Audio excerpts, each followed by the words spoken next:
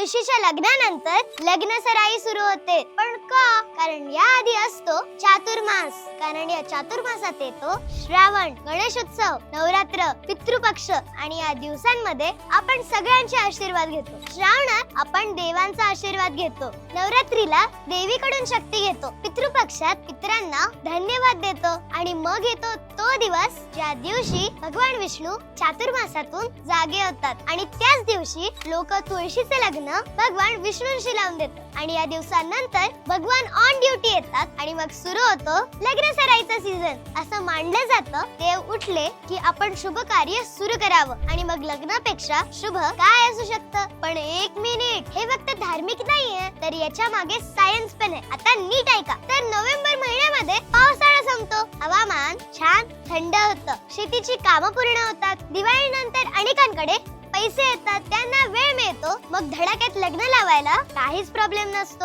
आणि सीझनच्या दृष्टीने लग्न करण्यासाठी हा सगळ्यात परफेक्ट काळ असतो. सगळ्यांचा आशीर्वाद मिळाला, निसर्गही सेट झाला, म्हणूनच हा लग्नासाठी सगळ्यात उत्तम काळ मानला जातो. याशिवाय या दिवसांमध्ये लग्नाचे शुभ मुहूर्त सगळ्यात जास्त असतात. मग त्याग करा त्यांना ज्यांचं लग्न ठरलंय. शार्पनर.